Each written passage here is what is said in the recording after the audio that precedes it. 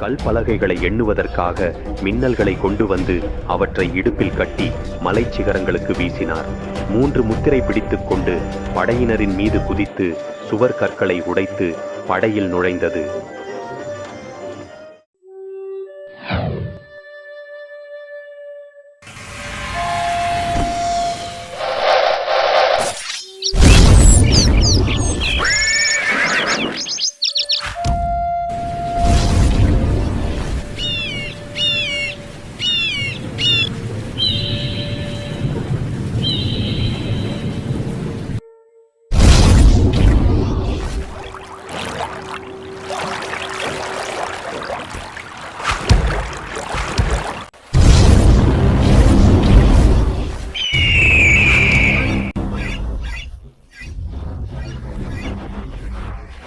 பழங்காலத்தில் இந்தியாவில் இருந்த பெரிய பெரிய அரசுகள் கூட தங்கள் தலைமையிடங்களை ஆற்றின் கரையில் அல்லது மலை உச்சிகளில் கோட்டுகளாக கட்டி வாழ்ந்தனர்.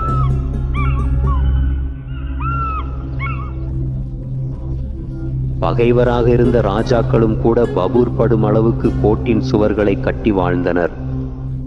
அந்த அளவுக்கு பெரிய பெரிய அரசுகள் கூட இறுதியில் வரலாற்றின் காலகட்டத்தில் கலந்துவிடாமல் இருக்க முடியவில்லை. அந்த வகையான ஒரு எதிரி கடுமையான பழமையான நகரமே நமது உதயகிரி கோட்டை.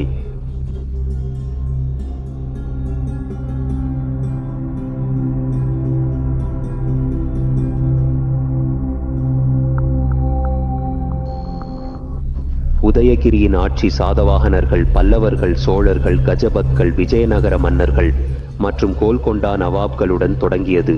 இறுதியில் ஆங்கிலேயர்களின் ஆட்சியும் இங்கிருந்து என்று இந்த பகுதியில் யார் கேட்டாலும் உங்களுக்கு சொல்வார்கள். மனுலிஸ் மாணிக்கங்கள், வஜ்ர வைதுரியங்கள் மற்றும் ரசூலாக்களாக மூடப்பட்டு விற்கப்பட்டன.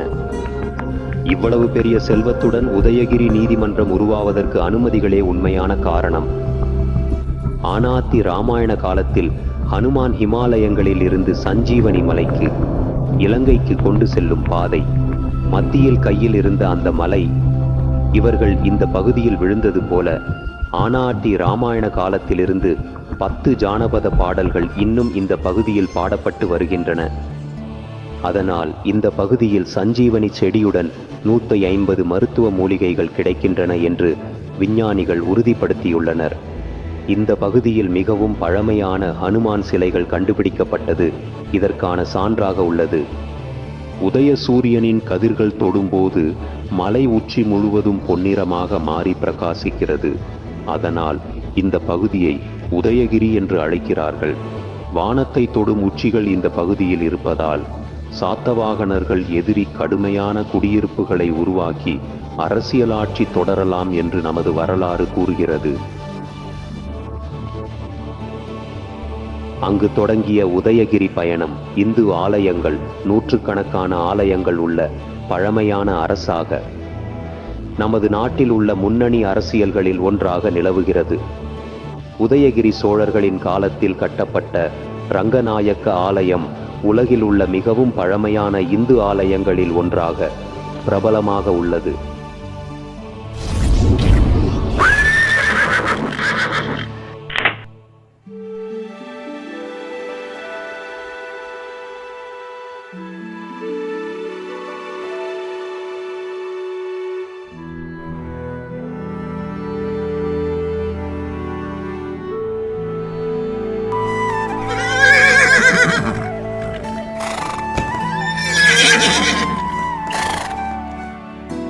கஜபதிகள் அரசியல் காலத்தில் லாங்கூல் கஜபதி ஒரிசாவின் கஜபதிகள் சாம்ராஜ்யத்தின் தலைவராக இருந்தார். அவர் சமந்தராஜா உதயகிரி மலைச்சிகரத்தில் 7 மாடுகள் கொண்ட மிகவும் எதிரி தடுப்பான கோட்டை சுவர்களை 13 புறாக்களுடன் திட்டமிட்டு கட்டி ஆட்சியை மேற்கொண்டார்.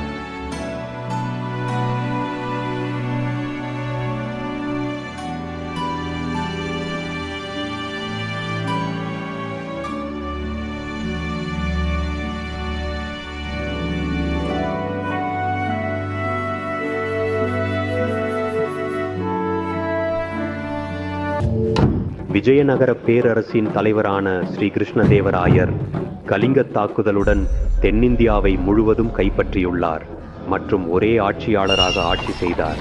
அத்தகைய மாபெரும் போர் திறமையுடன் மோட்சக்கரவர்த்தி எதிரி தடுப்பான இந்த உதயகிரி அரசை எதிர்கொள்வதில் தவறவில்லை.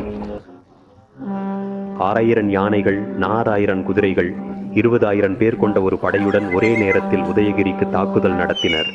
ஆனால் எங்கு பார்த்தாலும் மலைக்கல் பாறைகள் பலகைகளால் நிரம்பிய ஒரே சிங்கவாயில் மூடப்பட்டதால் எதிரி தடுப்பான இந்த உதயகிரி அரசை எதிர்கொண்டு 18 மாதங்கள் போராடிய ராயலின் படை சோர்வாகி திரும்பி சென்றது. அப்படி அசௌகரியத்திற்கு உள்ளான ராயல் அவர்கள் தானே தலைவராக இருந்து படையை முன்னேற்றினர்.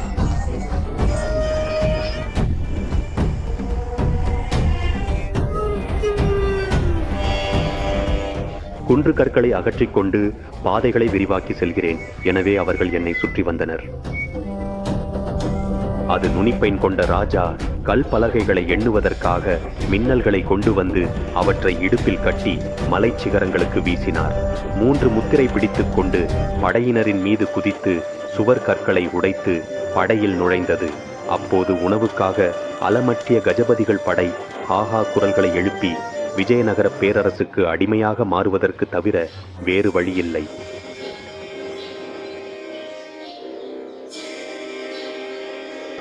போர் முடிந்த பிறகு ராயல் அவர்கள் கஜபதியின் மகளுடன் 2வது திருமணம் செய்து இங்கு வசித்து சுவிகாரங்களில் உள்ள கட்டிடங்களுடன் சுரங்க பாதைகளை தவிர்த்து மலைக்குள் கூட அறைகளை அமைத்து தனது குதிரை வண்டியுடன் தனது முழு சுரங்க பாதைகளின் வழியாக அறைகளுக்குள் சென்று கொண்டதாக இங்கு வாழ்ந்த முன்னோர்களிடமிருந்து இன்று வரை கூறப்படுகிறது.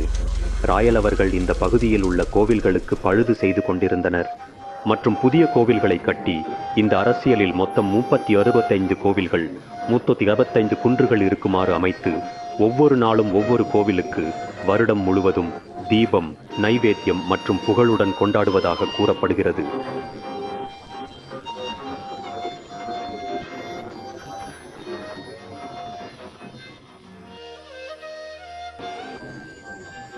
கோவில்கள் முழுவதும் பெணு சிலைகளால் கட்டப்பட்டு உயரமான சுந்தரி மணிகளின் சிலைகள் நகைச்சுவைகளை, பழமையான சிற்பக்கலை திறமையை வெளிப்படுத்துகின்றன. எங்கு பார்த்தாலும் உயரமான பிராகாரங்கள், காற்று கோபுரங்கள் அழகாக காட்சியளிக்கின்றன.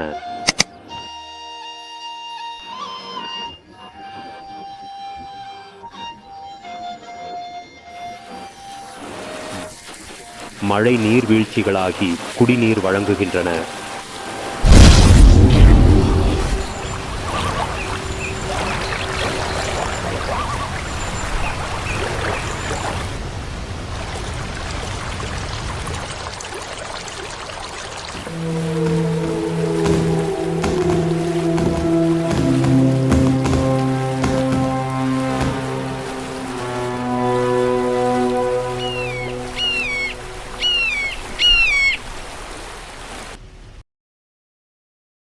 தள்ளிக்கோட்டை போர் முடிந்த பின் விஜயநகர சாம்ராஜ்யம் அழிந்ததால் உதயகிரி நவாப்களின் ஆட்சிக்கு வந்தது. கோல்கொண்ட நவாப்கள் ஜாகீர்தார்களாக ஆட்சி செய்தனர். அவர்களின் ஆட்சிக்கு சாட்சி மசீதுகள்,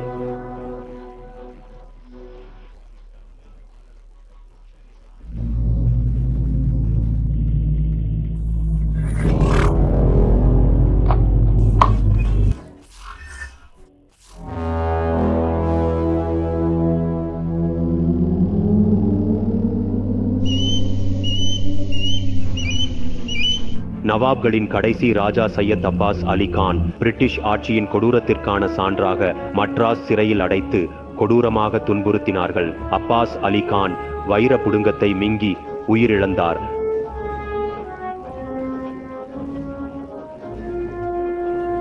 ஆலவாலம் ஆகுமா என்று எண்ணி நிலத்தை மூடுவதற்கான வழிகளை மறைத்தனர். அந்த தகவல்களை அறிந்த ஆங்கிலேயர்கள் நெல்லூருக்கு செல்லும் அப்பாஸ் அலி கானை பிடித்து மட்ராஸ் ஆற்காடு சிறையில் அடைத்து அவரிடம் பணக்காரர்களின் தகவல்களை பெறுவதற்காக கொடூரமாக துன்புறுத்தினார்கள்.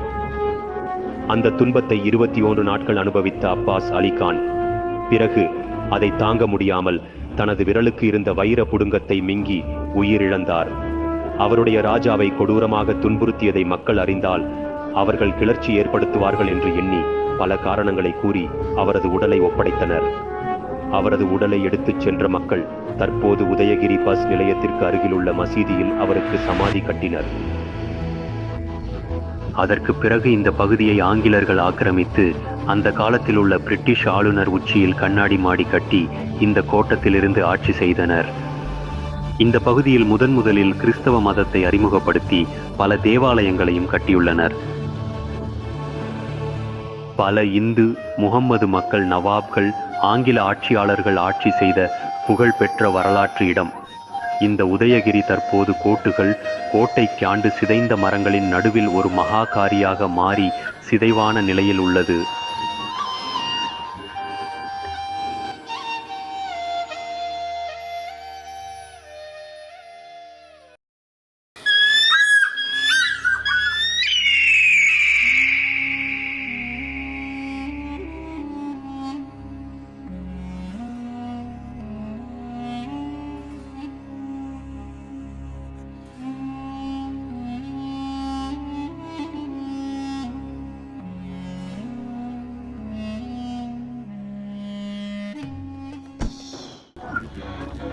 இந்த பூமி கடலின் அலைகளின் மீது ஸ்ரீ கிருஷ்ணர் வாழ்ந்த துவாபர யுகத்தின் பண்டைய துவாரகையை வளர்த்தார்.